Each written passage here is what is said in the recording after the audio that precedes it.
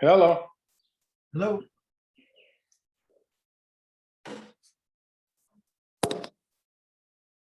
Anybody else on? Just us.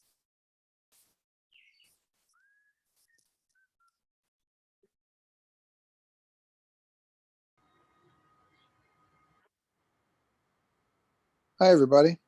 Hi, Michael. How you doing? Good. We have water in the lake, Michael. I put it in a request, and it seems like it was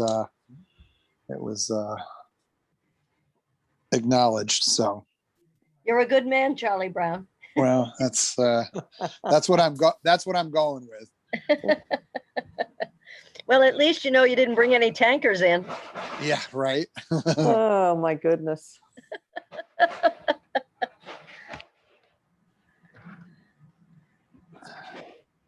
No Just need a little- grandson for Mark yet? Mark Walter, no grandson?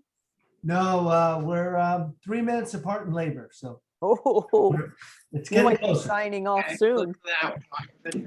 I'm waiting for the hook to leave. Well, Is that try your to make son or this your quick. daughter? My oldest daughter is having a Oh, how neat. grandson. Hey, That's awesome. Is that your Well- first grandson? No, I have 2 from my son and his wife. Oh, okay. This will be our 3rd grandson. We're gonna get a Sure. baseball team soon. keep it going. Wow. Get a starting 5. Come on. Actually, it'll be a hockey team with the Oh, son-in-law. All right. Well, let's call the meeting to order, and I would just like to welcome Bob and Mike in their first official meeting in their official capacity. So Oh. You're here. welcome, hey. guys. Woohoo. Hey, thank you. I was sworn in yesterday at 1:26. I'm official. Excellent. This did is y'all the, get your paychecks? Not yet, not yet. I'm still waiting for him in the mail. Yeah, don't hold your breath. Yeah. This is like the Hotel California, you can check out, but you can never leave. So, Got it. all right. Excellent. So, we have our minutes from last meeting. Are there any adjustments, additions, deletions? No. With that said, I can entertain a motion to approve. Motion. Motion to Second. approve. Second, all in favor? Aye. Aye. Any opposed? All right, so moved. I'm going to abstain. I didn't get a chance to look at them. Okay, fair enough. And I see there's a phone number there. Who's on that phone number? Phone number. Probably Steve Harrington. I just dialed in. Sorry, my damn dog took off on me, so I had to chase him down. Okay. All right, sounds good. Sorry about that, Mike. No worries. Glad you could make it. All right. Any communications tonight? No. Okay. And with that said, we'll get right into the committee reports. Let's talk about that dam and the water level. The water level, we're at -1 foot 2 inches. Oh, It came up about 4 or 5 inches from the rain we just had. Good. And start. we need some more rain. That's all we need. And we had, I think, about 2 inches last week. So that definitely helped things Dave, out. I got a question about that, Dave. Was the water level excessively high last year? The water the reason level we I filled asked up that- early. Yeah. We had no The problem reason last I year. ask is because I'm looking at the marks on my, and again, I hate to always say me or my or I, but I'm looking at the water levels on my dock, and it's a lot more than 1 foot 2 inches. Yeah, it was higher. It was going over the dam. Yeah. first last year. We're right, right I'm just, until, I'm just wondering if the marks on my side are artificially high because of waves or I don't know what, but it looks like it's really low. And I know the Well- water lays flat, so I'm not like retarded, but it seems like The water saying level it's a is- foot, I'm it using the doesn't make post sense according to the marks. I'm using the post at the dam, which is what we've been using the last, I don't know, 20 years. And there's no one side of the lake higher than the other. It's like a level. Right. Oh, no, I know that. it's just Yeah, low. Like I said, I just, Unfortunately. It's just low. We did start off higher than normal. We started at, when the ice was out, we were at -4.5. And that's 6 inches higher than normal for the year. So it has just been rain. We actually started ahead of the game with the ice out, but it just hasn't had rain. But I think that, I'm sorry, go ahead, Henry. Go Well, ahead, to- Henry. To answer Steve's question, we're usually 6 inches high at this point. So what Dave's talking about is just getting us back to the edge of the spillway. Okay. And last summer, we were talking about the fact that people wanted us to let it out because it was going over their walls. And we said, no, we're going to maintain it, have a policy of trying to maintain it close to 6 inches above for purposes of being able to sustain flow out of the lake during the course of the summer over the spillway, which was good that we did because by the fall, we were into a drought again and we were down 8 inches. So That's- So, That's so exactly- the that's slime exactly line right. on the seawall isn't necessarily representative of the high water mark at the, Well, at the spillway. It's actually plus high. It's not, it's Okay. probably, you're probably was seeing it, that high water mark was probably over zero, you know? Well, Yeah, okay. well, we've got new terminology. I forgot what it is, but where it goes to the over the spillway is not high water. That's just level. Right. The lake level that we're trying to maintain for the summer is 6 inches higher than that. So the Reader's Digest version is where a foot and, what'd you say, 2 or 4 inches? Well, right now we're -1 foot 2 inches, and 1 foot 2 inches. that number is given from when the water goes starts over the spillway. That's what the pole on the side of the dam is about. It's right at the Gotcha. spillway, so we're -1 foot 2 inches from when the water starts going over the spillway. All right. But gotcha. the reality you. of that is at least I can say for Erdoney Road, and Sharon Ladd sent me a picture of Route 87. There ain't gonna be a lot of boats at this moment that we can put in, even potentially with temporary moorings. We still need more rain. Dave, you're right. We still need more rain. Yeah, the level the lake is at now is below the level that everybody felt they had to pull their boats early last fall. for. Exactly. We ended up pushing ours off. It was at 12 inches below, and we had to push the woody off the boat launch to get it out. Mhm. So it's significant over here. All right, But it's so not everybody just turn your us. sprinkler systems on. Well, there's some more coming tomorrow, so hopefully we'll pick up another inch or two. I forget, there was a general rule for every inch of rain, it equaled It's for- Or 4. yeah, Mike, But not, Mike, not- the, not in dry conditions. yeah, but the watershed has to be saturated. Exactly. Right. If the watershed is saturated, Yeah. 1 inch of rain will give us 4 inches of height. Yep. You We know, know what and the this water time of the is at year, it's now? tough because the trees are stealing it and the grass. With the rain we What's had that? this past week, I don't know exactly how much we got, but it was more than an inch, and we barely went up 2 inches. 2.5 inches, Dave. Yeah, that's all. Yeah, we had Right, 2.5 inches. Yeah, but that's because it wasn't saturated initially, you know what I mean? Exactly. With it Yeah. saturating. And also this time of the year, because the trees are blooming, they're stealing the water, the shrubs, the grass. If we get the water early, it goes directly to the lake. Right now, a lot of it gets stolen before it gets to the lake. So Plants. can we pass along, ban the trees from using the water? It's Bring 'em still out. down. It's still going in. It's running through my curtain drain and into the lake still, and I see water around. So we're still gaining from last week's rain, not quite as quickly as we did right afterwards, but we're still gaining from it.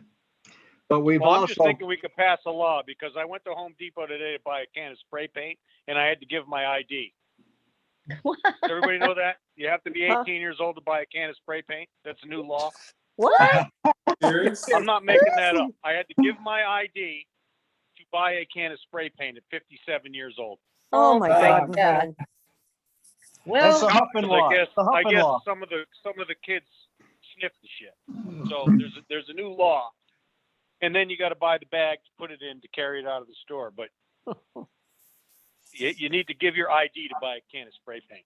Steve, you just Wow. look really good, and that's why they carded you. yeah. I guess. Uh, I don't know. all They all was the day right. for it. So if I have some sarcastic remarks, I Oh, yeah. apologize. Phyllis, the But wheat anyway. poles are running about, wheat poles are running about 5% each Okay, with thanks. that one. And the water temperature, I believe, is about 69. 69, okay. But that's been up and down a little bit, more than usual. The other thing that we have working against us on these sunny, warm days is evaporation. Mm. We've already started, as with the trees and bushes that Jim was talking about, we've already started the summer effect of losing water to the sun. Right. Do we know how Mike. much you can lose in a day, Henry? I mean, I don't Yeah, want you're, to like belong. yeah, it can I'm be just an curious. inch. It can be an inch. Really? Yes. Wow. Okay. Mike, I have a question for you. When Beth Blunt sent over the reports for the gatekeepers log, do you Yep. want the membership to have it before the meetings or after the meetings? Before, it can go out before. Okay, I mean, I just got them in a little while ago, so. Yeah. Yep. But according to Beth, on May 28th, there was only 0.46 precipitation, or 27. That's what she had down here. So that wasn't very much On what? on the precipitation that came into the lake on the 27th, 0.46 inches. Phyllis, collectively over that's for the month of May. Collectively over Memorial Day weekend, we got 2.5. Depending on where you're at, some people are saying 2.8. Are they? Okay. All right, great. Thank you. I have a question, Dave. You mentioned weed poles. For those of us that don't know, what is that? The weed poles are, there's a draining system throughout the dam built into it to clear whatever water might flow in, into the soil, because it's an earthen dam. And they want to make sure that there's a drain system that keeps it flowing out. And we watch that to make sure they're running clear, and they run all year long. It's very important. And how do you witness that? Is it on the opposite side? Do you see it weeping through? It's in where the outlet is for the drain, the big pipe, the 18-inch pipe. There's two of them in the cement wall right down below. You got to stand right on the cement wall and look So you down. got to physically go out there and look at them. Yeah, you got to be there. Yep. And those are when you say 5% each, is that just a judgment call? It's about a 4-inch pipe. There's two 4-inch pipes, and it's usually almost like a dribble out the bottom, Got it. and that's Okay. good. That's good. Okay. Yeah, occasionally we get a big flow. It doesn't seem to affect it if it's dry. It flows just as much. It doesn't affect it when it's rainy. It seems to almost be opposite of what you would expect. When it's wet, it seems to flow less, and sometimes it's dry, it flows more. Got it. Okay. Thank you. With an earthen dam, if the dam itself gets saturated, Yeah. it could cave. So that's why we Like a always mud- want to. Yeah, Right. the So mud- it could be a big deal if you're not keeping an eye on it. Right. Yep. Right. So Got if there's a major change, Yeah. we want to Yeah. really monitor that. Gotta raise the flag or. Especially sediment. If you saw sediment in it, that means things are moving. A high flow, I don't really think that's really as dangerous as seeing sediment. Yeah. Or if it stops, you don't want it to get plugged up. We don't want it to get plugged up either. So There's been a couple times when I've seen no flow, but it's only for a short time. Right. I talked to Mark Colvin about it, and he said that it does happen. He remembers seeing that too. Yep. Cool. All right. So next up, water quality. Any reports there? Well, the set you just reading today was 5.4 meters, which was a little less than last week, but a little more than 2 weeks ago. So it's varying, and I think that the variation is due to the amount of sun and the amount of pollen on the surface. That depth is pretty darn good. It's also saying that we really haven't got a thermocline set up yet. Okay. All right. Anything else on water quality? One other item, and Mike, I think I passed it on to the entire committee, and if I did not, I'll go back and look at my emails. On a monthly basis now, Ecosystem, Ben Burpee is the new assistant over there, comes out for a field visit, and he will provide, similar to Henry, Sechi oxygen, or excuse me, what do you call that? Dissolved oxygen, and a couple of other phosphorus, manganese, and something else, iron. And just before, like he does the field visit next week, we should get a report monthly now from Ecosystem. They've been keeping this report for years. They've just never presented it to us until on an annual basis in December. We will now be able to get it monthly. And it supports what Henry is doing in addition to a little bit more of what they do from a chemical testing point of view. So FYI. Do they have the ability to present the data and then give a comparative average that we could reference that number that would be an average for the same month, but for the past years? Do they have the ability to do that? We now have all that data. I'm sure they have the ability, and in working with you and Mark on our ability to what do we want and how much do we want to pay? Yeah, fair enough. Carl has that. Carl has either- that data, right? Either we can do it. Carl and I have the data. It dates back to the 1990s. I also sent that data out to Mike Phyllis, and I'll look at my emails. I thought the whole committee, but we do have it on an annual basis, and anybody, not myself, I will withdraw myself, who has analytical or Excel abilities could probably do that in 10 minutes. So let me talk to Carl and see if he has that ability, because we have all the data now. And Yeah, I don't know if we want to ask them to do it because it's going to cost us. Right, Yeah. right. Well, I think it might be one of those things that, that maybe we obviously want to know what the cost is going in, but it's one of those things that they might be able to set up in Excel so that we can Just look get at the it. date, so then they just plug it in their regular numbers like they do. And then, it becomes this kind of automated Previously. thing. Yeah, let me check with Ben. Yeah. Well, we'll So- work together, but I'll check with Dr. Burpee on it. He's the Oh. new guy. And, Okay. Somebody should make an Excel sheet and so that we're all adding the data and going forward. I agree with you, Mike. Yeah.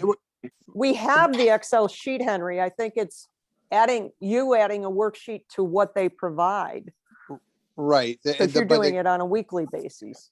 Right. But if we can get, because I know all these numbers mean something, but unless I have comparative data for the same, because the numbers fluctuate obviously depending on the time of year.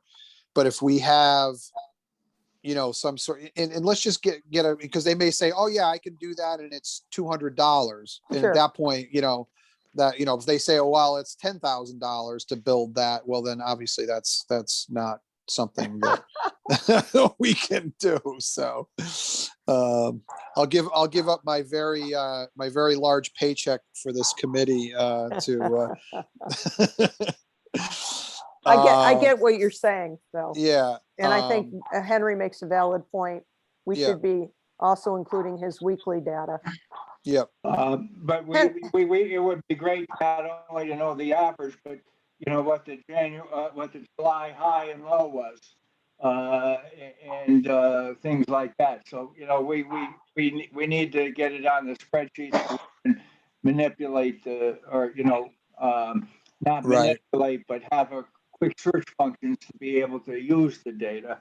Right. Yeah, And I'd like to have their help in identifying, a dissolved oxygen and temperature meter that the town should buy, so that we can make our own, add that to what I'm doing, because you get a lot better read of what happens during the course of the summer if you got 10 data points between the 4th of July and Labor Day than if you just have 2. And so, during our critical period of the year, it is a good idea to try to have, the weekly data points. And it's someplace in the data, we'll have to look, is the stuff that the committee used to collect on a weekly basis. So we do have some other weekly data from the 80s and 90s. Any event, and probably what Mark and then Bob Powell were carrying on until Bob Powell stopped doing it. Yep. So Henry, I have 2 things for ecosystem that you had suggested. One is their recommendation for a dissolved oxygen and temperature meter. And the second is where they take samples so that we're consistent. exactly. Yes, Okay. exactly. Yeah. All right. So now we have 3 things: an Excel file that we'll be able to manipulate, whether it be month to month and/or add the weekly data. Okay. All right. Thank you for that. Any reports on fishing? The Eagles are doing fine.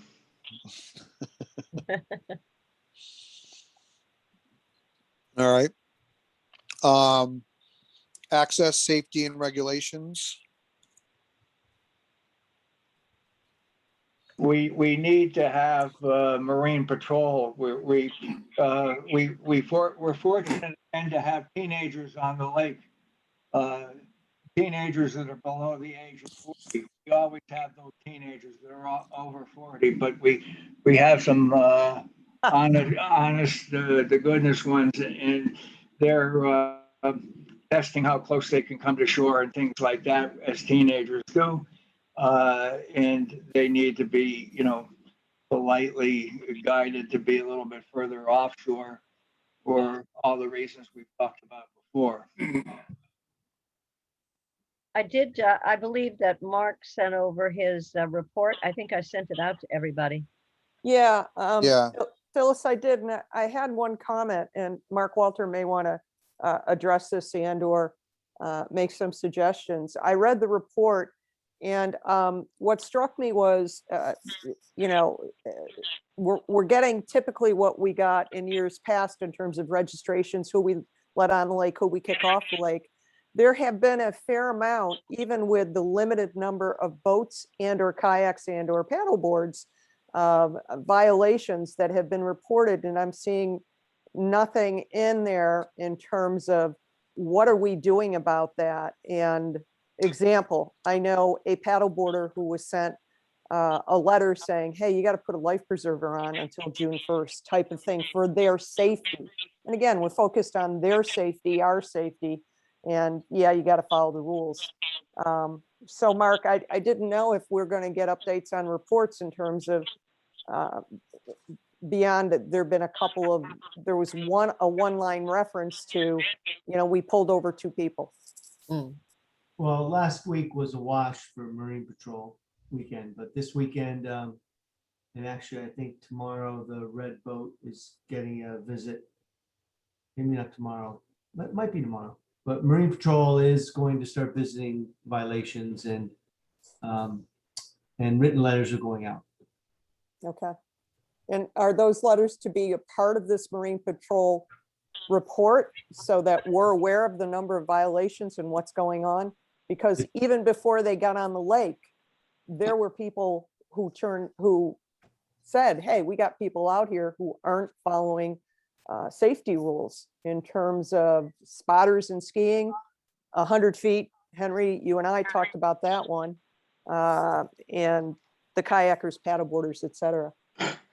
I'd say instead of the entire letter, it could be a bullet point on the report.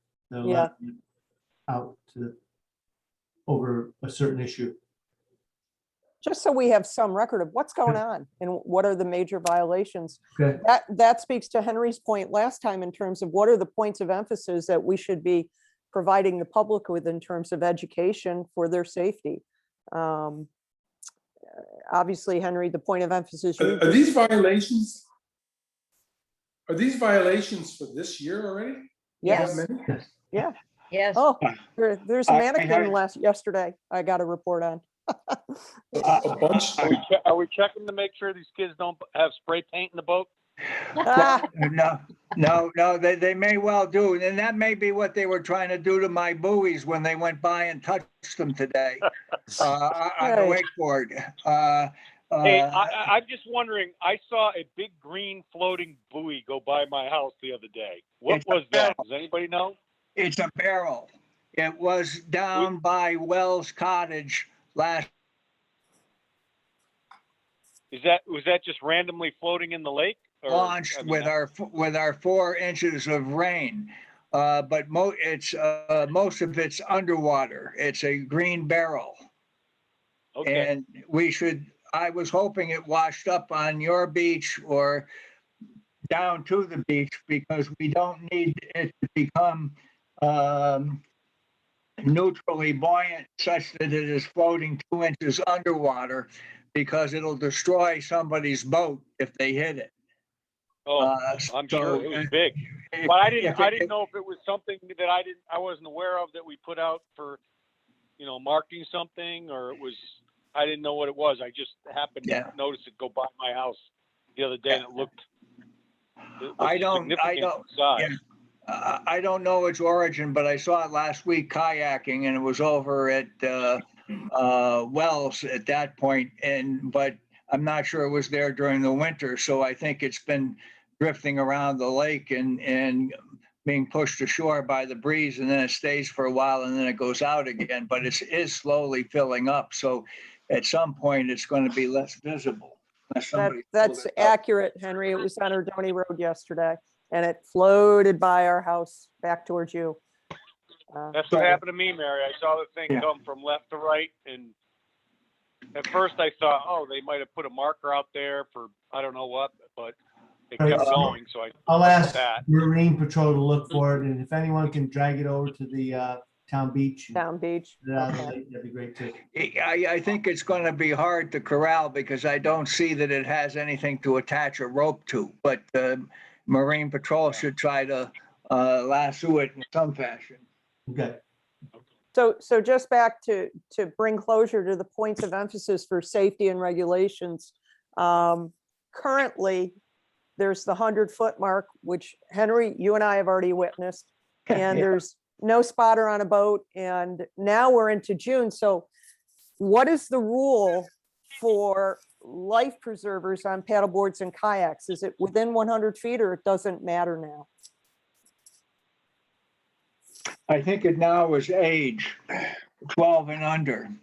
Okay, I'll have You do have to have them aboard. If you got I do think if you have a paddle board, you're supposed to have a life vest. And if you're in a canoe, you're supposed to have two. And if you're in a kayak, you're supposed to have one, for every occupant. But under 12 or 12 and under, you're supposed to be actually physically wearing them. And before May 31, whatever that magic date is, when the water's cold, it's not only supposed to be on the boat, they're supposed to be wearing on it. the person, correct? Yeah. Okay.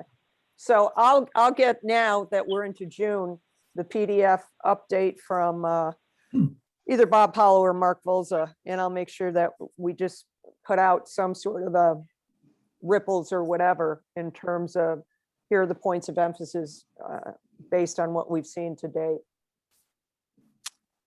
Does that make sense? Yes, Like, thank you. Thank you. I do think it's advisable to, again, advise people about the 100 feet, because not only the skiers, but if the pontoon boats start going by at 3/4 throttle Oh, on their cocktail cruises, all of those waves are going to create the erosion effect too.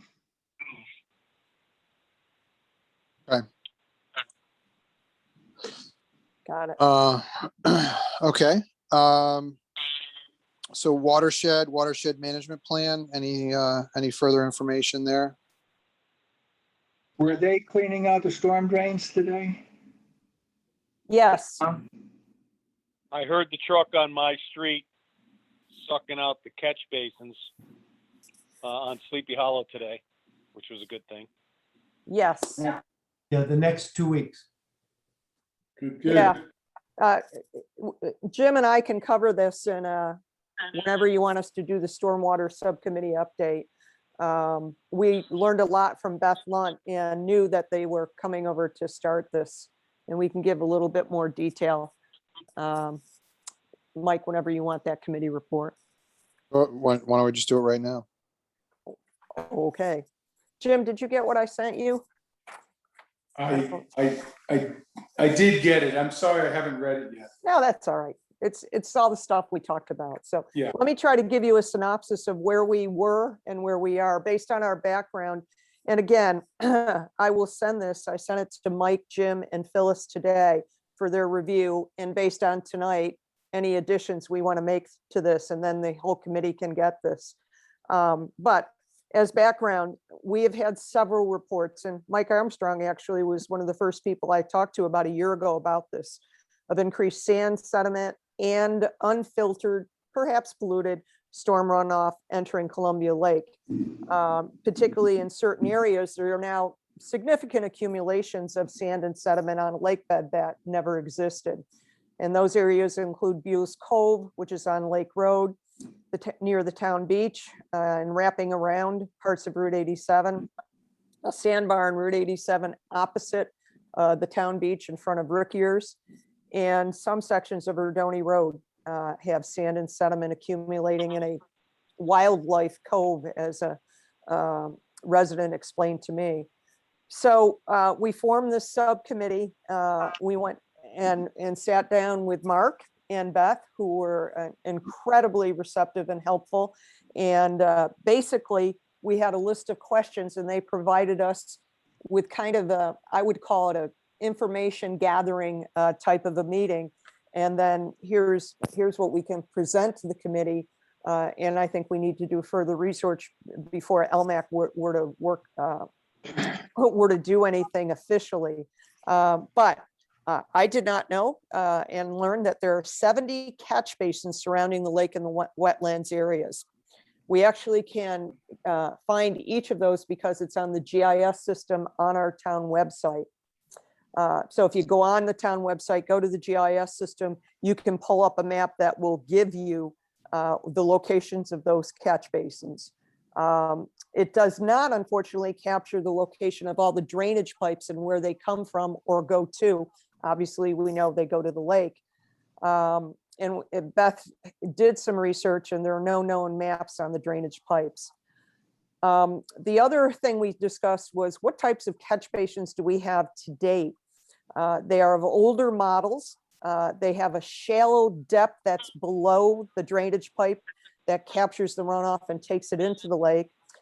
They do not contain any traps for human types of stuff like plastic bottles, filters, and or treatment media right at this moment in time. Maintenance, they are maintained and pumped per what we were just saying, twice a year in the spring and in the winter, and it's happening over the next 2 weeks. This is outsourced to a vendor, and to date, the vendor has reported no significant of accumulation when they pump. However, I think when we talked about it a little more, it was noted there are no spot checks really monitoring the vendor's performance, or is the vendor recording as of the past to track the amounts of what are they collecting, which can be done, whether you do it in the depth of the sediment, the total amount collected, et cetera. And I think Beth is going to look into that and try to facilitate getting a little bit more quantitative data. Mary, one of the problems with your information, Mary, is it's one thing to catch the sediment in the catch basin. The other problem is from the catch basin to the lake, somewhere in that distance, wherever this system is, goes from an underground pipe to an out of ground stone culvert. Probably in my case, because I had to rebuild it, halfway from the catch basin to the lake in my property. Okay. And what happens is the sediment is supposed to get caught in the rock. Oh, yes. So cleaning out the catch basin is only like 25% of the problem. So you're way saying those things after work. the catch basin. Got it. The Okay. way those things work Well, that's is the only, water goes from the road. that's only on the systems that you're describing though. We have old systems where the I pipes go agree, right, but right to the. ones in lake. catch basins do nothing except catch water and send it right to the lake. And some of the sediment does settle below because it's 45 inches of catch basin below that drainage pipe. Some, Mary, I can tell you, if you know anything about those things, when Yeah, it's picked up don't. speed we in a also high rain, talked, the sediment goes right through the water, right down to the lake. yeah. and I'm not Catch disagreeing basins only work or in light differing. No, but we talked about, Mary, Please, Mary, Jim. at that meeting, we did talk, we talked about that, and we talked about, these are old catch basins. So you're absolutely right. When the water goes in there and there's a lot of turbulence, it picks up the silt and washes it right down. There are, we talked about potentially, as we change, you can't go around and change them all at once. No, we certainly don't have the money for that. But as we fix or change catch basins, you can put deeper sumps in there. There's other type of catch basins that they're basically are designed so they twirl the water and actually disperse the silt before the water runs down the pipe. There's a lot of catch basins out there made specifically for that.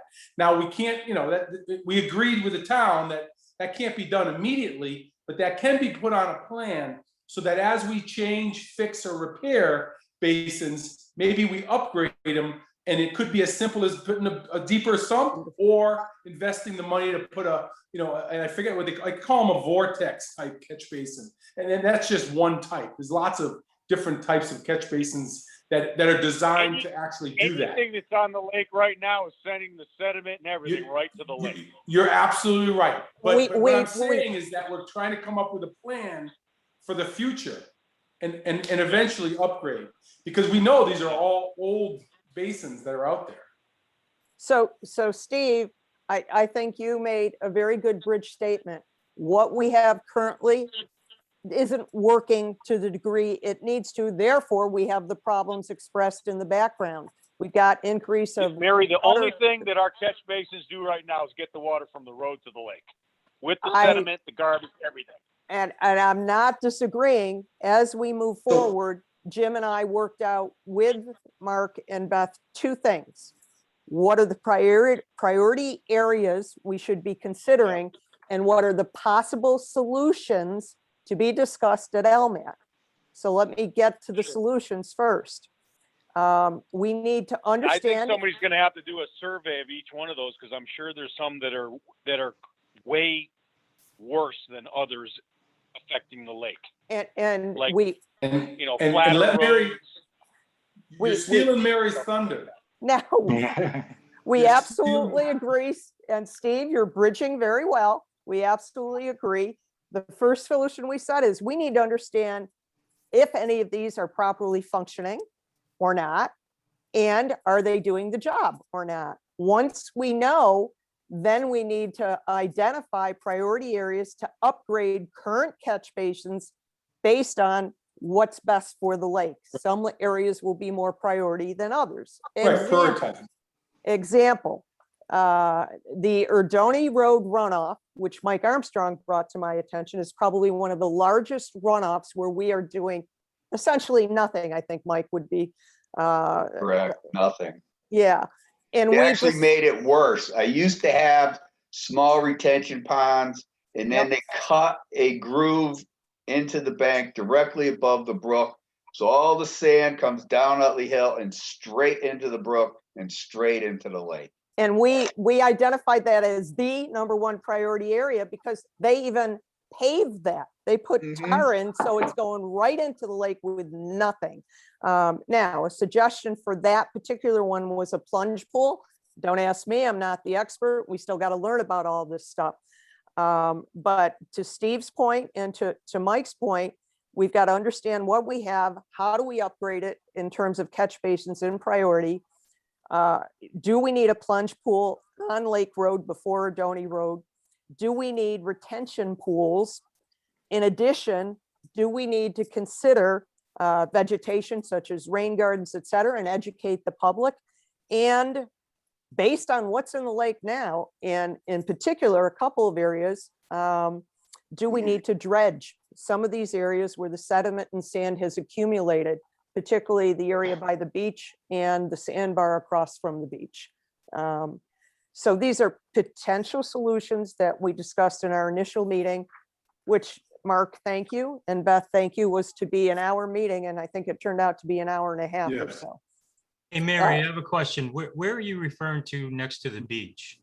Okay, the priority areas we've identified besides the Erdoney Road Basin, which Mike just described, Lake Road just above Erdoney, is Yep. the Hennequin Road at Lake Road catch basin that drains directly into the lake next to the town beach and the boathouse. There's Got a it. significant amount of sediment. If you talk to Rich and Joan Niles, who are 2 homes removed, there's so much sand now, they were thinking of getting wheelbarrows and taking it out. And, he said, I've never seen so much sand in my little cove area next to my dock. Could also be possible under extreme winds that sand's being blown in from the beach to that cove area? Yes, it's not going in from, just the sand from the beach is migrating. It absolutely is. Yeah. Yeah, I think That it's a little of situation's both. got- I've seen the area and I've also seen a bunch of garbage in there from the culvert. And I think to Steve's point, Thank you. anything that goes in comes out. It doesn't get caught in the swirl bin or whatever, Yep. There's no. Well, catch let basin. me, Did that What- sediment accumulation slow down when they recurved the beach, the town beach? not at all. No. In Not fact, at all. Matter of fact, Didn't Steve, change I think when we did the doc reviews for those two, for the properties, we were allowed to extend them because of the buildup of sand over there. and in Just like- fact, there's been an increase in accumulation according to the Niles over the past 2 years. Now, Yeah, we did, I would agree with you. I just wanted to confirm where it was. yeah, I agree. I will make a comment. This came into me after our meeting, but to confirm what you just said, there was a repair job done to the area of Hennequin Road and the runoff coming down. And during that repair job, there was supposed to have been a trap put in to catch any plastic bottles, human stuff. And apparently that was not put in. And that came from someone who worked on the project. And so, we're missing some pieces in this where maybe a quick trap could be put in and we can at least stop all the crap that comes in there. Somebody called me and asked me to kayak over last year, and I couldn't believe what I was seeing in there. It Yeah, was- there's a lot there. I'm familiar. Yeah, Yep. so thank you for that. I'm just wondering if it's sediment coming from the road or it's erosion from the beach, because I know we've had problems with both. Right. So It- did the sediment from the beach slow down after the beach We asked Mark if- reconstruction? We asked Mark and Beth that. Mark, your response, please. You I can guess see, it's- you can go to the beach dock that's by the boathouse and see that the sand is migrating from the beach. It's inevitable. Wind and wave in the direction that we have going, and the fact that you put up the cement here. If that's happening, then why aren't we, And if that- scouring it. Henry, if that's happening, why aren't we replenishing sand every year on the beach as we used to before it was newly designed? My understanding, Well- Mark, is we're not replenishing No, sand. Right, but it is carving you'll look at when you walk into the water, it is larger cobblestones now around where you're walking because the fine sand has migrated. And I agree they're not putting it in, and it's not, there's still some erosion from water runoff, but not what it was. What's causing the movement of the sand now at the beach is just wind and wave, and there will be no stopping that. It's a good idea to dig it up, bring it back, and put it back on the beach rather than bring in new sand. It is just going to migrate in that direction. Henry, that's a great thought and suggestion. I think it adds to our a little bit more depth to our solutions. I'd like to suggest two things, Mike. I'd like to suggest, number one, that the subcommittee continues to work with the town. We've done the information gathering. We've had some brief discussion about priority areas and potential solutions. And I think we need to kind of shape this a little bit before we bring any motion or resolution or anything to LMAC. That's number one. Number two, I'd like to ask that Mike Armstrong be on the subcommittee. He's the newbie, but Mike is well informed about this and brought this to my attention over a year ago. And I think he'd be a very valuable member as we, try to work through this and say, what are the priorities and how do we best move forward? Ha, gotcha, Mike. Okay. Yeah. Well, Hey, welcome, Mary. Mike. Welcome, huh? Okay. Mary, Yeah, sure. do we have any? Mike, we want a we- full report next week on all No those problem. 72 covers. Yeah, he'll just come down to my house. Bring the tractor. Okay. Hey, Mary, Yeah. have we ever looked into what it would cost to do bring one of those wet vac suction trucks in to suck that material out and throw it back up on the beach? Have Well, we ever looked at Mark, anything like that? Let me ask an interim question, Steve, and then we can record yours. Shorter term, someone came to me kayaking and said they were removing sand from one side of the boathouse, putting it on the other side to try to get the Marine Patrol boat in it a couple weeks ago. we Yeah. have, Are have we a- doing that? yes, we have a sump pump that can suck sand. Public Works has it. And we Okay. suck the sand out of the Marine Patrol boat launch so that we could possibly get a boat in there. So could we suck sand back to the beach? Well, I don't think it's Back going to the with beach. that. We're not, the beach isn't losing any sand. It's just fine. I think it's moving around the whole lake and having to go around. You might want another pier to trap it in the beach area, but it's moving around the whole lake. It's 'cause Mark, that suck truck, does it suck it up and just put it in the back of a truck? Is that what it is? No, I think it sucks it and just spits it out wherever you want to aim it. Gotcha. And Okay. they were still aiming it on the lake bed. That was my understanding from I'm the not kayak. sure. I'd have to find out where they sent the sand, but They just had a little trash pump.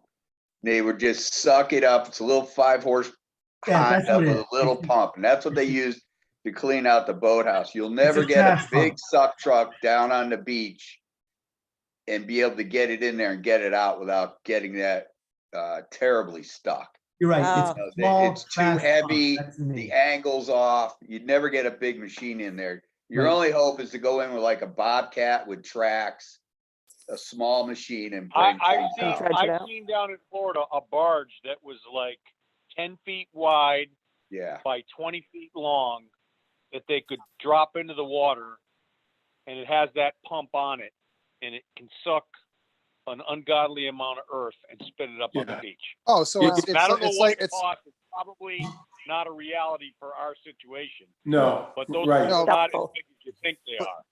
but it might be It's like, run through pipes. it might be like a mini suction dredge. Ah, Yeah. I'm just thinking a one-off, a one-time That's exactly what it thing, is. because this has been going Yeah. on for over so many years that maybe it might be worth exploring what it would take to get a marine construction company Well, to do that.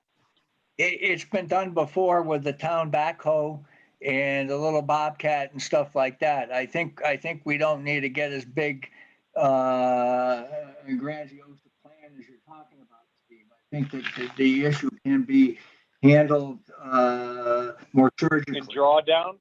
Turn Yeah. drawdown, right. Yeah, well, we got time. Okay. And Mike, you see, Yeah. you've already All right, been hey, valuable. whatever works.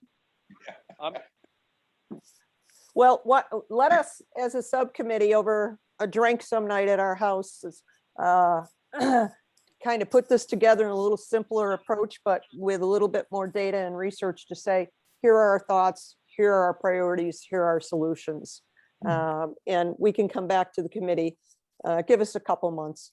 Okay. Okay, sounds July, good. August.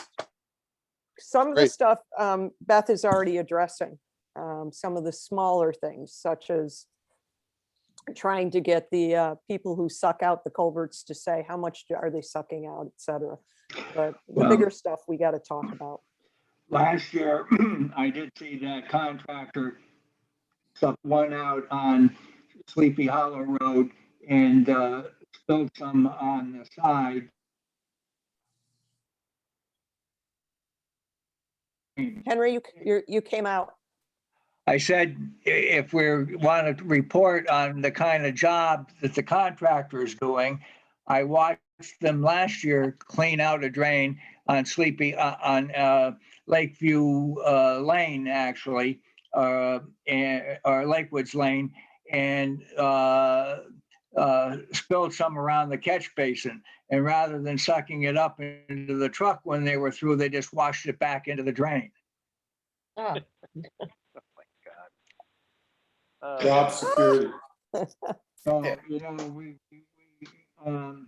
Okay, Do, that's an uh, N of one. I believe spot checking is necessary.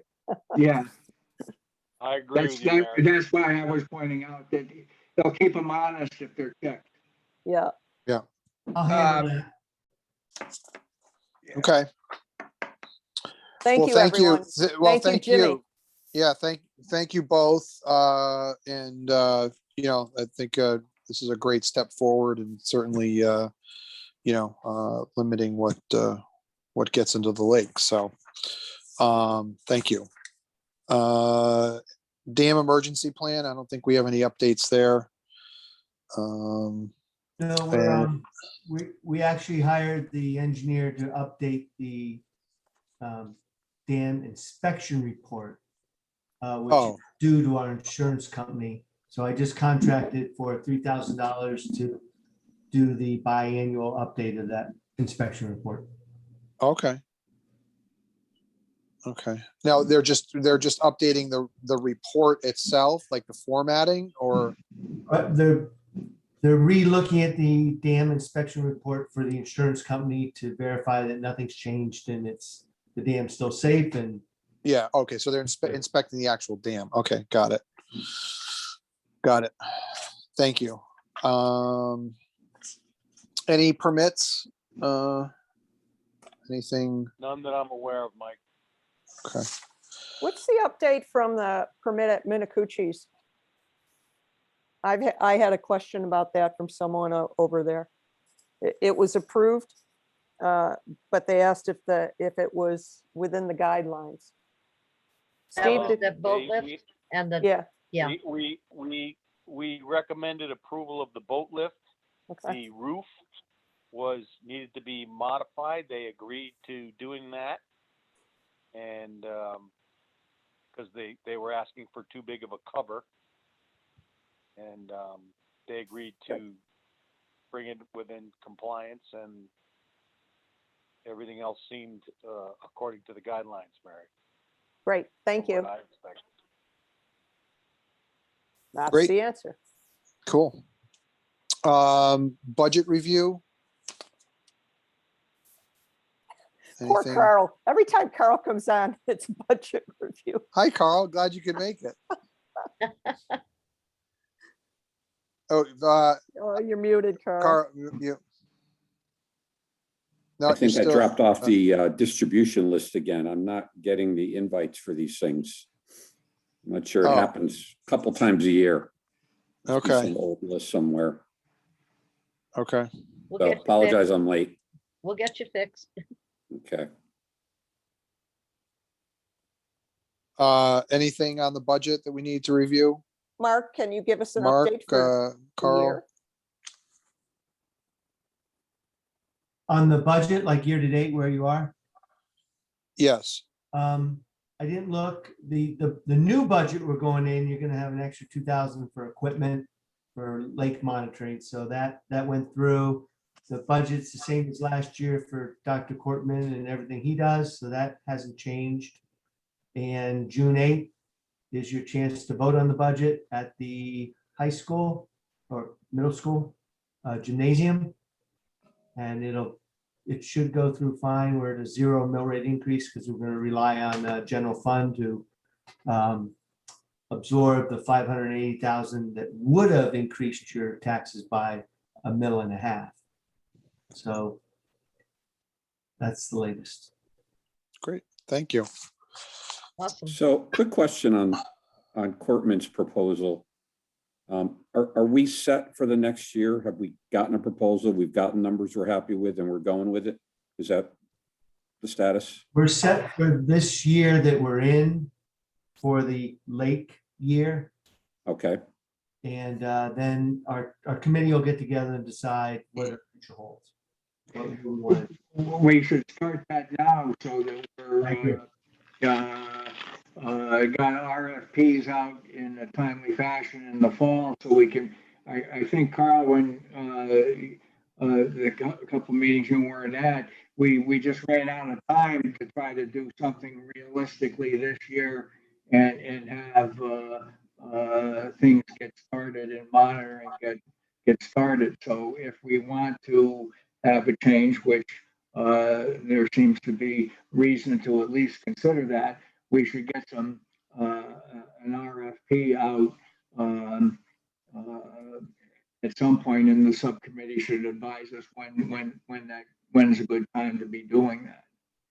I just want to make one suggestion on that RFP. You know, I've gotten the flash drive with the last dozen or so years of Cortman's data. And, you know, we had an objective of trying to put that into a spreadsheet and being able to see some historical trends. And, you know, it occurs to me that if that responsibility falls to this committee, you know, when this committee changes, things may not get done the way they need to. And I would like the proposal to the RFP to ask whichever vendors we're going to bid on this to include a format, a consistent format of reporting that we can update each year, you know, and have the vendor that's providing these statistics give us the information in a format that we can understand and in a format that they agree to provide data year after year after year. Maybe we require them to show historical trends, because to me, that's the only value in this data.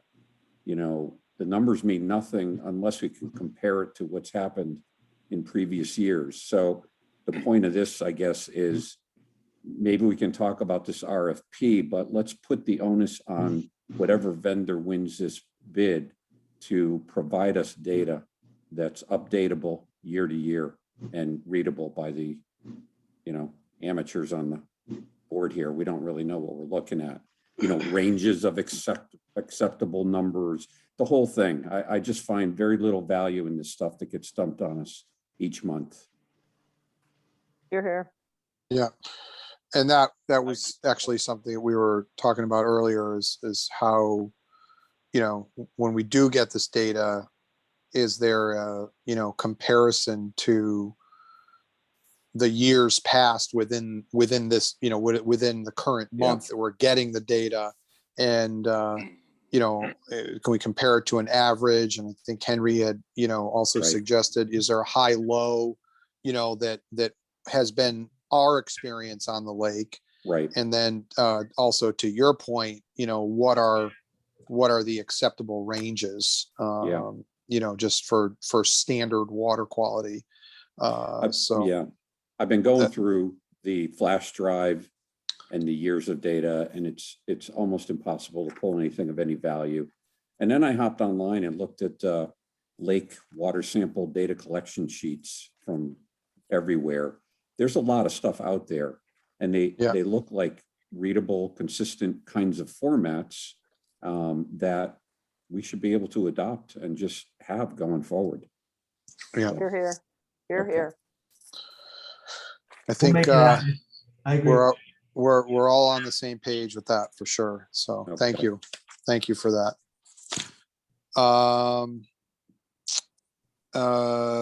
Okay, and then we got all that there. We had some new business that were from the last meeting around seawalls and cause factors of erosion. And is there anything else that we need to address on that topic for this meeting?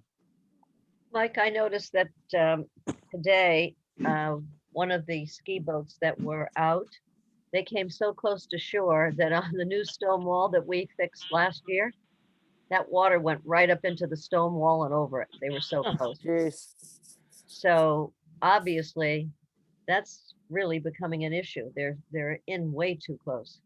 They take off right outside your docks, and I don't think they recognize it. And they're young, so I'm not quite sure what we can do about that. Well, Mark. we're aware of it, and Marine Patrol will visit that boater tomorrow. It's down by Sleepy Webster, Hollow. down that way. It's whose red boat is that? Is that Stevens?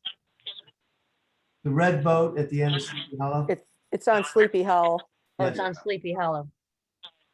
I think that's Not Snyder. Harrington's boat. Harrington doesn't have a red boat. No, It's no, Snipe. that's Now not. Making that clear. That Harrington, that's the guy. I know. Oh, You God, blame always blame, always Not blame my Steve. not man, coach. The only Not thing I my got man. that's red is the lawnmower, and it doesn't go out in the lake.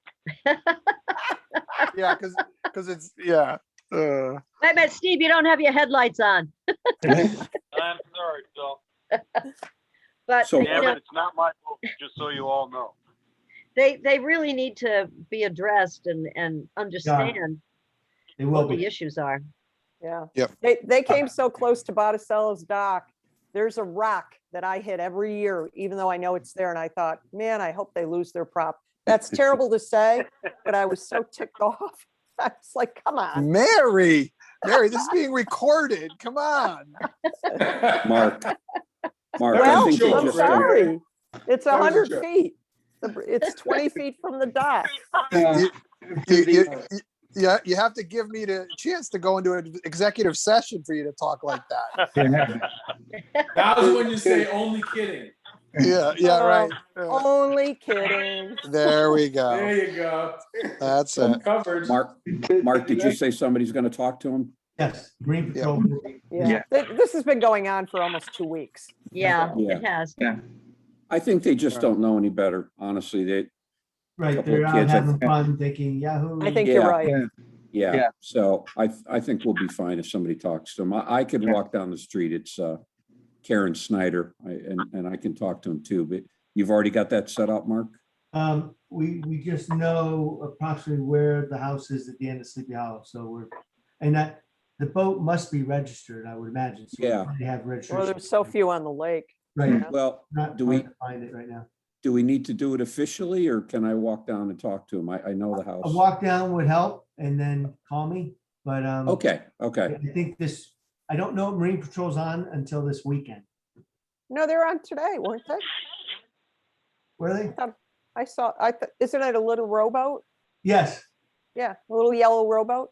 it's the Public Works aluminum rowboat that puts Yeah, in. they were out today. Yeah, I saw them today. That's what we're willing to risk on the lake right now. so for this boat that's causing problems, is it basically that they're at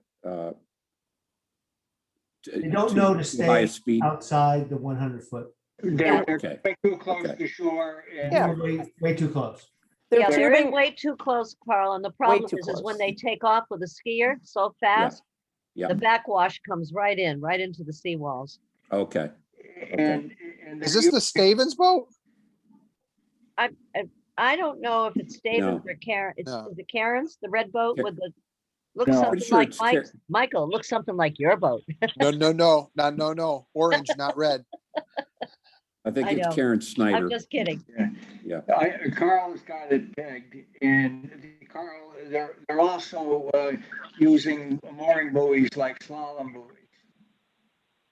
oh, That's So not good. that's how close they're coming to Yeah, okay. shore. Yeah. So it's typical teenage behavior. We need to get younger, so having teenagers around is a good thing. But we do need to try to warn them from time to time. I do have Okay. something on the erosion on the seawall issue and so forth. I do think it's good to use that as a rationale for, in addition to public safety, is why you have to go slow 100 feet from shore. Henry, we're losing you constantly. You got to get closer to your microphone. Okay, I was saying that the erosion that's happening in back of seawalls and in front of seawalls is a good rationale to tell people why we're concerned with, particularly this year, with having people go slow 100 feet from shore, because we are filling the lake up with dirt from people's lawns, and we're running the risk that in a major storm, a seawall could collapse because of erosion at its base. And so between that and protecting swimmers and avoiding rocks, et cetera, are all the reasons why it's advisable to be going at cruising speed, no wake speed at 100 feet. And you shouldn't be going full throttle until you're 200 feet or more. And it would just be wise for people to use the middle of the lake rather than the edge of the lake. There's no rule that says you have to use the middle of the lake, but it's just smart when the water's low to do it. I think 100 feet is the law. I think we can speak to that for all the reasons Yeah. you've said, Henry. To make a suggestion of 200 feet Well, out, by the time we get a lot of boats in, we could be creating an unfortunate or unintended consequence of safety for boaters. So Well, I think we have to be careful. I don't mind just saying 100 feet. I also would say 200 feet for personal watercraft, and you're supposed to give another 100 feet from a moored boat. And so, basically the safe zone is 200 feet offshore. Except the only issue with all this is really nice. The actual law states from the state of Connecticut, you can take off a skier from the end of your dock full throttle and Yes. drop the skier back at your dock at Full speed. throttle. Yeah. So you can't go telling people this is what you have to do, and it is not the law. And everybody that Well, took Hear, their hear. safe boating thing has got this booklet that they Hear, hear. hand out at the town hall with the Yeah. laws in it. Right. Thank you. That is the law, and that is your dock. You can do that, and we can certainly repeat that, but that's not somebody else's dock that you can be 100 feet in front of with a skier and I do that. understand that. So I don't have any problem telling people that they can do that. But that's where that's the only can take off and drop off at a high speed and with a skier. If they don't Okay. have a skier, they don't have the ability to do that. Fair enough. Okay. Anything else on this topic for tonight? I have one little thing about that topic. I listened to the arguments about the jet skis, but it's been my experience and observation, just being a lake owner, a waterfront lake owner, that the problematic wakes aren't from jet skis. They're from bigger boats. So we always talk about the jet skis being Agreed. too close to the shore, but they don't really throw much of a wake. So what are we really talking about? It's the bigger boats that cause the problematic wakes that hit the seawall and mess up the shores and splash hard against the seawalls. But we always seem to pick out the jet skis, and I personally am an owner of both, as a lot of us that are on this committee are, but I don't see the wake of jet skis being a problem at the shore. It's the boats. Well, I think a lot of the focus of on jet skis is that typically, not always, or I should say, they are more apt, or there's been more experience with the jet skis coming closer to other boats, and kind of, for lack of a better term, erratic or behavior or whatever. I think that's why. I don't disagree with that, Mike, but we're talking about two different things. We're talking understood. about the effect of the wake on the shore. Fair enough. Versus boats.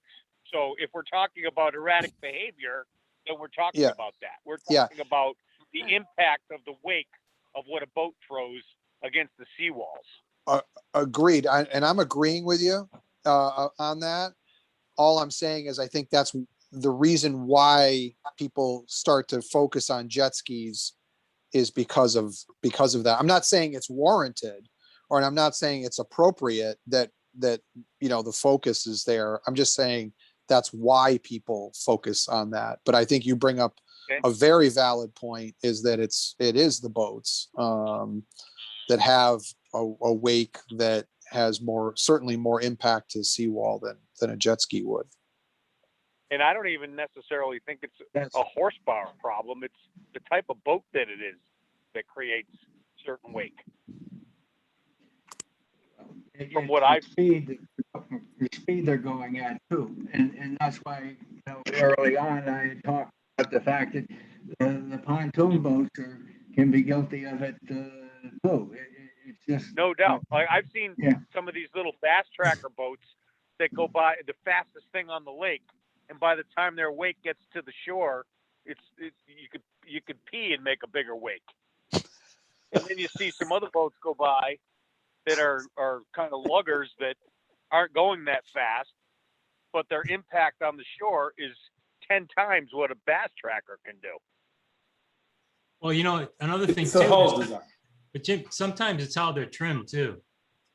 They That- go that- by, yeah, I'm just saying, there's they a go whole by, bunch of you know, different things. some boats can go by at 50 miles an hour and not have any boat in the water versus somebody who goes by 30 who's got a full boat in the water is not trimmed right. It's gonna give you a bigger wake against the seawall than the other one. Yeah, right. Yeah, I mean, there's a whole bunch of things you could talk about with that topic. Yep. Okay. Any other new business for tonight? Hey, I got a few things here. Oh, Mike, go. I'm sorry. No, go ahead, Mike. Go ahead, Mike. Okay. I'm new to this whole thing, and the whole reason I got involved is because the excessive algae blooms we had last year. I mean, we had 2 after the lake was drawn down that I know of. Okay. And my history is I spent 28 years working across the street from Lake Poketipog. And I've watched them over the years just destroy that lake. And now they have finally come to the realization through the state and other testing that the only way they can bring that lake back is to do away with fertilizers and pesticides. And they have good articles in the River East and in this, which is it's out of the Glastonbury Bulletin, it's a weekly paper. But now, this previous issue, they have a Lake Smart Award where you get, you know, this little plaque you put on your yard that you've put up, you know, shrubs to catch runoff. You don't use commercial fertilizers or pesticides because that lake is just a sewer. It's an open sewer. Half the time you can't swim in it during the summer.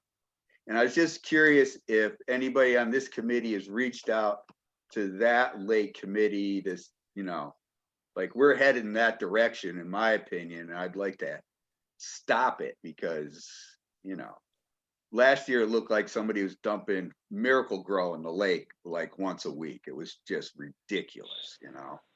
I'm just curious if we've had any contact with them or other lakes and what they're doing that are, you know, they're further down the road than we are. Mike, Yeah. if I could address this from a CLA, Columbia Lake Association perspective, we actually are introducing an initiative that we were introduced to from the Connecticut Federation of Lakes, CFA, called a Lake Smart Home. And similar to what you've just said, it's a pledge that people will make in a piece of the puzzle being fertilizers, pesticides, piece of the puzzle being, you know, the town and storm drains, but specific to what a resident can do, it's a pledge. And if you pledge to do it relative to fertilizers, pesticides, septic system, rain gardens, et cetera, then you can qualify for a plaque and, you know, proudly pronounce that you're Lake Smart. So from a CLA perspective, we are going to introduce it on a volunteer basis. From an LMAC perspective, I'll defer to Mike and others in terms of their thoughts. Well, Mary, we've been doing a lot of that through education, talking to lake owners about fertilization. And, you know, some people are just going to do it because they're not going to listen to you, period. But the majority of people have, you know, we even talked to a supplier to actually carry it down in Mackey's. So they carry fertilizer that with no phosphorus in it. You know what I mean? You know, we obviously have that phosphor plan that we require now. You know, before Nutrient people allocation. rebuild. Allocation, thank you. We do that. We've been doing this for a number of years. I don't think we're anywhere near, you know, Poketipog at all. And I don't think we're on that path either. You know what I mean? No, I I'm do not saying agree that, but that we're headed there. it's something, let me finish. I do agree that we always have to watch it and we have to continue the education. And, you know, about 5 or 10 years ago, when we first started the education, we made a decision not to, you know, try to mandate it and try to, you know, put a penalty if people didn't pump their septic tanks, if people use fertilizer, because it's almost impossible to actually enforce. So that's why we went the education route, and we did the allocation plan that we could mandate, but all the other things, pumping septics, fertilizer, not throwing leaves in the lake, all that kind of stuff. We've been working, very hard over the last 10 years on educating people. And the majority of people, once they understand, most people don't even understand they're affecting the lake when they do it. Once they learn that, I mean, Mackey actually stores fertilizer with no phosphorus. They've been doing that for years now, but that was because we talked to them about it, and then we let the lake owners know where they could get fertilizer with no phosphorus in it, or very, very low phosphorus. But you're always going to get the few people, and you can tell by going around the lake. They're the only grass that's perfectly green. You know what I mean? Yeah. But there are a minority of them. You know what I mean? I don't think we're anywhere near polka dot paws. The Well, issues. no one wants to suggest that. I don't think Mike's suggesting that either. I think the suggestion is, what more can we do? And let me give you an example. I had someone within the town administration, not Mark Welter, ask me, should we have some sort of a ban on fertilizers and pesticides in the wetlands area, not only for the quality of Columbia Lake water, but for well water that we drink? And my response was, why don't you do it for the whole town of Columbia? Now, I'm not suggesting that's going to happen in the next, months or year, but I think we have to think forward. What else can we do? Because education isn't reaching everyone. I guarantee you. I agree, but you also got to understand. You have to remember, when you put these things into effect, how do you enforce them? Right. It's very difficult to enforce fertilizer. If somebody's doing it themselves. Now, yes, if they have a true green truck in front of their yard and they're spraying it on, that's one thing. But a majority of people will spread it themselves. And those people, how do you enforce that? So I guess, Mike, thank you for the question. And I want to address, you did ask a question, and that was, have we communicated with anybody from Lake Poketipog, and, have we had any lessons learned from their experience? And I think, from a distance, yes. Have there been lessons learned? Yes, there from a distance, for sure. But what we haven't done is have direct communication. And I think, and I'm going out on a limb here, and I can't remember exactly. I thought there was at one point some informal, conversation between, someone from Lake Poketipog and in this board, but your point, curious, no, that's fine. But it's great. I mean, that's what this board is for, is to, and why we were very grateful to have both you and Bob and see the board grow. And it's to have fresh ideas and fresh perspectives, and have we, addressed these issues in the past? Yes. But, have we tried to implement something very positive, like a Lake Smart home certification?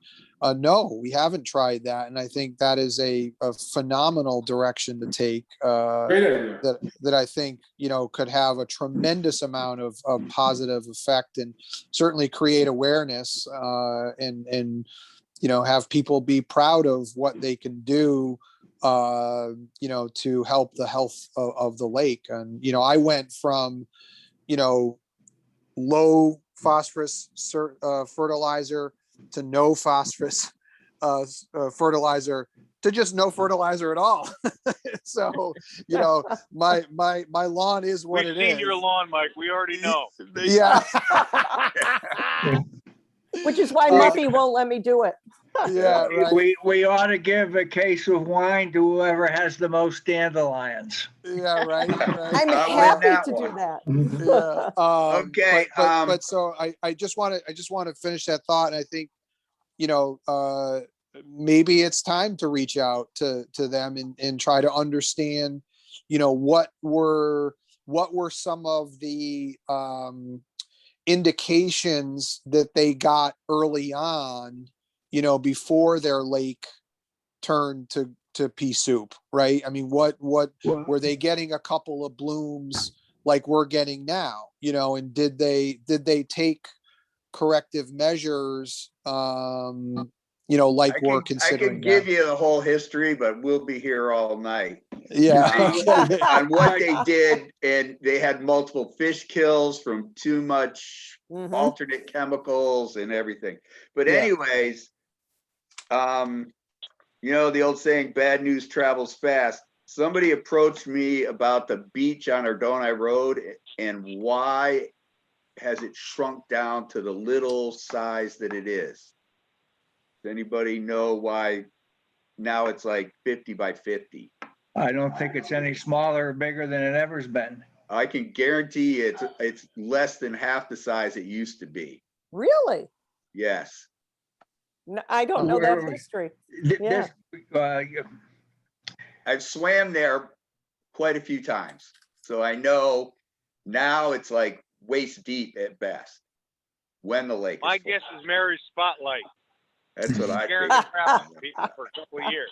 I don't know. Okay. Yeah. So we can, nobody knows. well, Public Mike, Works. this committee has gone on record as recommending that beach be closed for safety purposes in the past. When was I don't- that? I don't think so. I don't Yes, think I don't so remember. either. Yeah, we I don't did remember that. Yeah, we had, yeah, we, Yeah, there we, was We discussion. talked of about that, it, but yeah. we didn't do that. we didn't No. formally recommend that, but we did advise the town about, some of the parking issues Yeah. and safety Right. issues in that area. That was, and that we weren't I- endorsing its use because of No some of the lifeguard. parking. No. Yeah, and no No, lifeguard.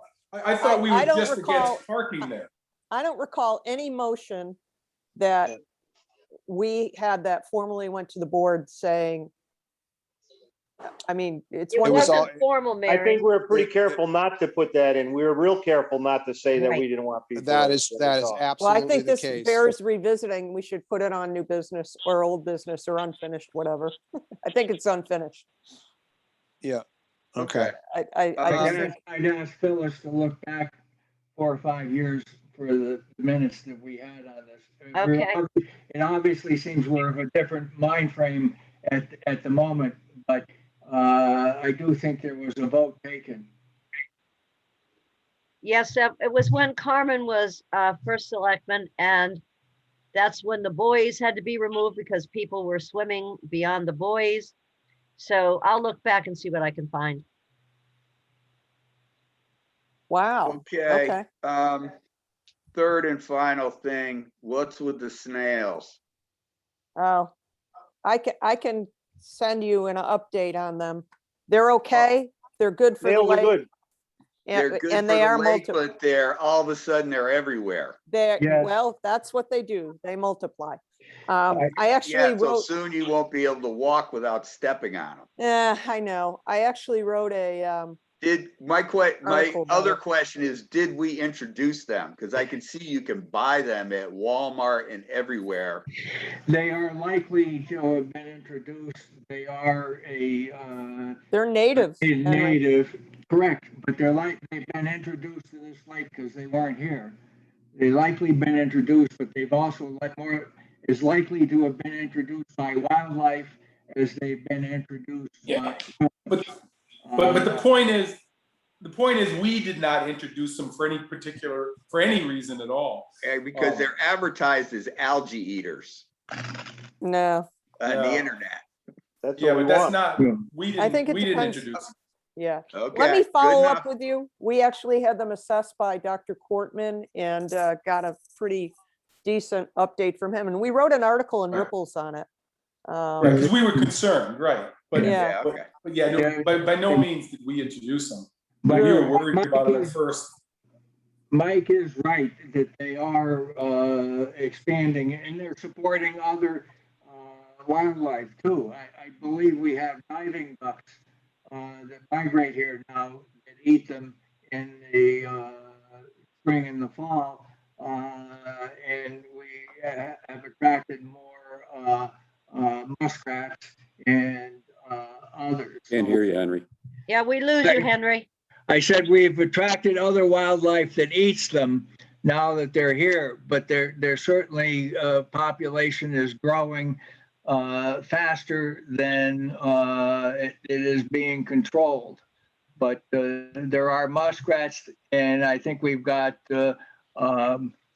diving ducks that now spend the fall with us and the spring with us on their migratory patterns that weren't here before that are eating them. Motion to put a bounty on Second. Cook them them. up. That'll get rid of them. Yeah, I know. Little We- escargot never hurt anyone.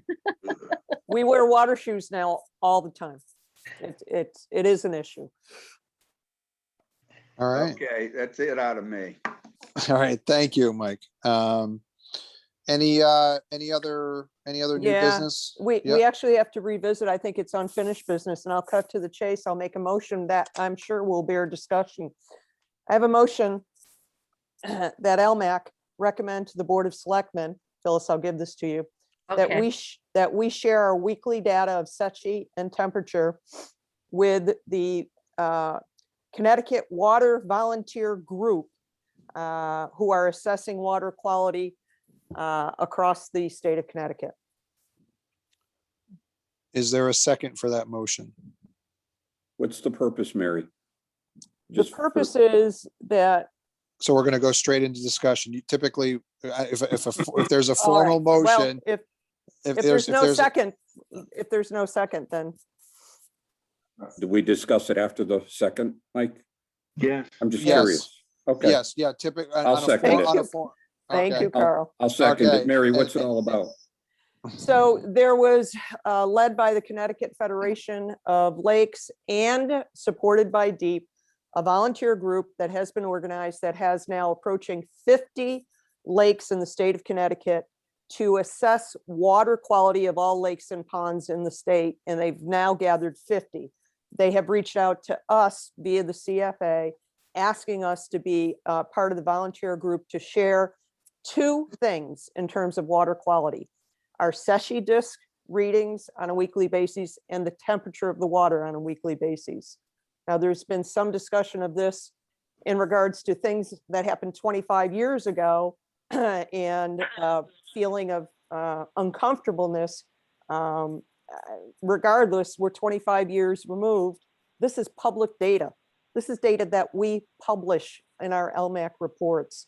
I think it's a moot issue But myself. what is the state doing with this, and what's their final? It's a volunteer income. group that is Yeah. going to collect and assess Right data now. in an initiative to start to assess water quality across the state of Connecticut. Wait, Mary, you're saying a volunteer group. How is the state involved then? There's two DEP scientists that are involved in coordinating and organizing it. Correct. So this volunteer group is really from the state, and they got assistants they got some volunteers to help them. Is that what you're saying? Yeah, I mean, it involves DEEP. I know that has some issues for some people on this committee. But it's not involved. It's directed by DEEP. It is a DEP project, yes. It is a So it's not that it is they're a involved. formal, it's a formal Okay. deep project, right? Is that the, Yeah. That is being run by volunteers. Yes. Yeah. Uh, Mark, can I ask, I'm sorry. Mark, can I ask I a gotta look question? this up. Mark, is there, does our Board of Selectmen have any formal or informal position on interacting with DEEP? No, just historical concern of being involved with them in any way with our dam. well, with the lake in general, but I think that we have had that historically. I think this is a safe place to cooperate because it is data that's not particularly controversial. I don't think we set ourselves up to get any further regulated by the state in doing it. Well, And I think failure to cooperate creates a potentially bigger problem for us in terms of public image. Well, I disagree with that totally. I think right now they're gathering this information, but we don't know what they're going to plan on using it for in the future, or why they're doing it. Obviously the state is directing this. It seems to me that we'd want to understand more what the end game is before we, The end game To your is point, to try cooperate. to improve water quality at and protect water quality in the state of Connecticut's lakes. So it is looking to try to help other lakes do a better job, and it's looking to try to have all lakes be So- good resources for the state. So Henry, we don't have a public launch on our lake. correct. So we're not necessarily in the same pool as the other lakes. Exactly. So why would we want to get in the weeds with them with a lake that's a public launched? I don't Well, think Harold- we gotta, What we I gotta know. define what volunteers are and whether volunteers will be coming on our lake with boats. No, Or they're No, coming on it's- with it- equipment that's been in other Well, lakes. No. Things like that. This is us via Give it Henry taking our data, or Dr. Cortman taking our data and entering it into a spreadsheet. This is not inviting anyone on the lake. It's Wait a called a minute. Lake Watch. Yeah, but, you know, project. But Mary, that's phase one. We don't know where this is going. That's all I'm saying. I'm not saying we should do it or not do it yet, but I don't know where it's gonna go from here. It's not gonna stop at just a spreadsheet. Right, Let's I be agree with Jim. realistic. I agree with Jim. Somebody's gonna look at the data, the first come back from Columbia Lake. Why is Columbia Lake's water quality so good? Then they're gonna start come digging again and find out more and dig deeper. My concern is it's just gonna open up a big can of worms. But The What's other concern downside I of- have, the other All right. concern I have is we're comparing ourselves to a bunch of lakes that have Connecticut public boat launches on, and we don't have that. Yep. would we be willing to entertain to have one of these DEP scientists be a limited guest at our July meeting to just present what this program's about so that we can hear from them and ask questions? If we could get it, where there would be no commitment being made, and it's no different than when we heard from a DEP person with regard to the goose problem. Probably not, Henry. But yeah. Henry, what does Columbia Lake have to gain from sharing of a whole bunch of data from a bunch of other lakes? What is the benefit to us for doing Oh that? my God, Steve. I think there's a huge benefit to understanding where we are. Yeah, in but my Mayor, opi- we're We comparing. know. we're Let me comparing just a bunch of lakes. let me just make this remark. At the last CFA, which is probably 2019, because we haven't been around for a while, at the last Connecticut Federation of Lake meeting, we sat down with a group of people in all the lakes around Columbia, and there was a pretty large group of people, and it was amazing to think we were the only lake that had good water quality. There are lakes all around this state that have excellent water quality, and there are lakes that do not. We could learn and they could learn from us. And I think to Mike Armstrong's point in terms of, I don't you know, disagree who with you, knows as Mary. we're What moving I'm forward. saying, Mary, is people are going to learn from us. What are we going to learn from people that have lousy water quality? How to Besides avoid, what not to do. Besides what not to do. maybe things that they've When you're done, at the top are of the heap, continuing to do. How do we know what we're going to learn, Steve? What's the downside? I'm just trying, well, first off, I'm I trying see to a lot understand of what the I downside don't is. see a lot of upside. When you're at the top of the heap, But you're making a presumption we are. How do we know we're at the top of the heap? That's what I'm saying. At the CFA meeting, there were lakes such as Lake Warmug that 25 years ago was full of algae and is a hell of a lot bigger than we are, that has the best water yeah, but quality. we're in not the full state of of algae, Connecticut. Mary. And not now full has of the algae. best water quality in the state of Connecticut. So maybe we can learn from them. because they I'm not put in saying we town shouldn't learn sewers. from them. I'm just saying maybe we shouldn't share data with them. Oh, Yeah, Might you know what, figure out I- another way to learn from them. Okay. I you- agree. I agree with Mary on, you're definitely gonna learn regardless, right? My other Yeah, but concern maybe is, there's a better way to learn. but my other I can tell you concern is, this, I can tell you this, can we Sean. learn without the DEP getting in our Well, that's my, control? that's Of course we can. It's a volunteer. They're not coming on our lake. We're volunteering. Yeah, What I believe to be public information. The lake water is a public trust of the state of Connecticut. We're being asked to volunteer Mary, today. Mary, The lake Mary, water I had is, a marina in Waterford for 10 years. And every single time I dealt with the state DEP, it never worked out well. So even at times when it seemed good, it wasn't. We have really good water quality here. Yeah, we have a few algae blooms, we have a few things, but every single time they got involved and you got in a box with them, it didn't work out good. I just think, Mary, I obviously your intentions and the intentions sound great, you know, but we don't know where it's going. We don't know what the final, you know, what stage 2 is, what stage 3 is. All I'm saying is that we should understand that a lot better before we just open our Right, doors. right. Well, that's which why goes I back to agree. Henry. I would suggest we have a guest because I'm not as strong on this as Barry is by any means. But But I do feel that the state could also decide we want Columbia data, so we're sending a DEP guy there with a boat elected. And I would just as soon be someone in the driver's seat of what we're sharing and what's going on, as opposed to have DEP just come and get no, it. I disagree, Well, Henry. Well, why would they fact do is- that now? Yeah, Why yeah. would they do that now? Because they can do that. They have the ability Yeah, to come but they on could the always site. do that. But Correct. they could always do it. Right, exactly, exactly, Steve. Henry, cooperating doesn't mean they're still gonna do what the hell they wanna do, whether we cooperate or not. That's just, But- you know, but if they see moving- our water quality and decide, you know what, we do wanna do, more tests and we wanna plant something out there in the middle of the water.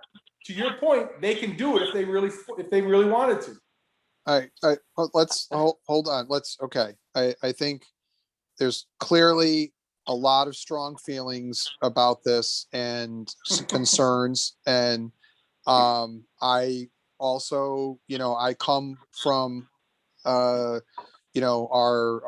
predecessors on this board who certainly shared their concerns about the DEP for sure, and I share those concerns. But it's sort of the goal, right? The goal here is obviously to protect the lake, and protecting the lake means our biggest risk is the boat launch. Would everybody agree to that? Oh, No. on the front end, sure. No, actually, That I just mean- leads to all the other crap. No, birds could be our the- biggest. Yeah. Go ahead. they being told when we can let water in and out of the lake is just as important. Okay, so There so- are other issues, but management and access, but hold on, I'm sorry, Henry, let me just finish here. Is there any urgency to participate in this program? In other words, is there a decision point, a time frame that we need to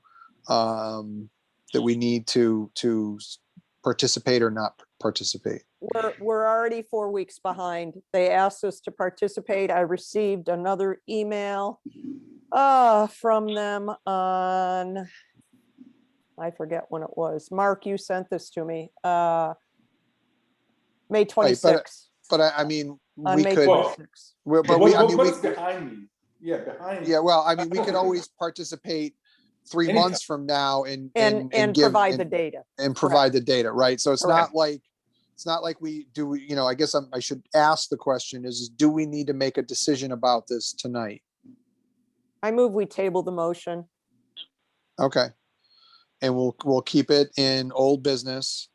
And I really need to dig into this to be able to provide, I think, data and information, because I think we're operating on a framework of what happened 25 years ago. And No. wow. No, Well, Mary, I don't think that at all. Okay. I don't think I think I we've been. completely disagree with that comment Yeah. too, Mary. Okay. Well, Totally. guys, I think everybody has a valid point here, and I think, yes, there are concerns from 25 years ago, and I think there are concerns today. And Mary, I appreciate, your sense of community and wanting to, share this data. But I think, at quarter 10 of 9, Mike. this has.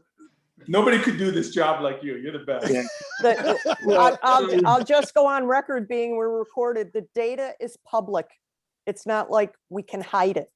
Fair If they enough. want it, Let them they get can it. ask for it. Why It's not not about the partner? data, Mary.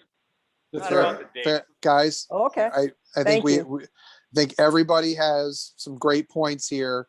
But it really needs a more thorough discussion. How are we going to get that? Because if we had the vote tonight, it would be defeated. We wouldn't cooperate. If we have the vote in July, I think we're going to do the same thing, unless we do some kind of fact finding to have some new information. I agree with that. Okay, so fair enough. And I don't think it's I- a good idea to have a guy from the DEP to come over and see us bickering. So And gathering more information, or are we not? Because we could just vote tonight and be done with it. well, but I think I think it's worth a month to think about it. And I think Mary, I think it sounds like she would like to gather some more information about the program. And I think there are a lot of people here on this board. I know for myself, I would like to digest this and understand it clearer and not make a decision. I would abstain from a vote tonight because I don't feel Hey, that. Mike, The Mike, value of what Henry's wait, saying is, wait. should we bring in the coordinator of this program, who emailed Mark, who sent me the email, and I'm presenting it to LMAC, and have her say, here's what we're doing, and answer your questions. What's the the thing downside is, of though, that? Mike, Mary, Mike, if I could just, what the issue that I have about bringing someone in is that I don't think they know where they're going to go with this yet either. Well, how do we know? They're gathering all this information. I'm saying, I don't know that, but if they can come in and tell us what they're going to do in phase 1, which is a gathering, phase 2, phase 3, and then what they're going to push forward, or the decisions they're going to make, I'm all ears. But I kind of, it sounds to me like they don't know where they're going to go with this.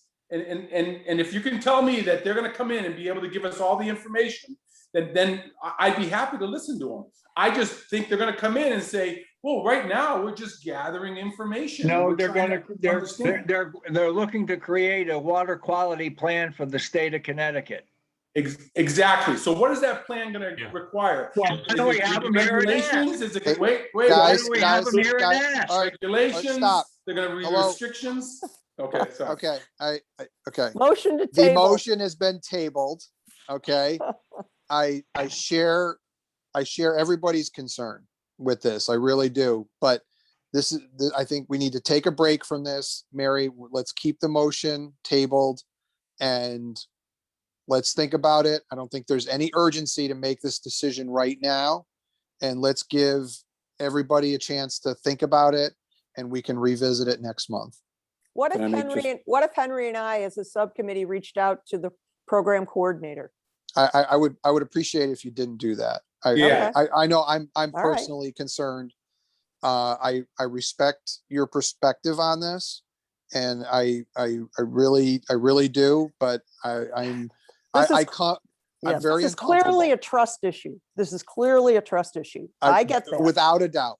And there's personal trust and there's professional trust. I was suggesting, based on what Henry had said, is let's see what they want. Can we get them to define?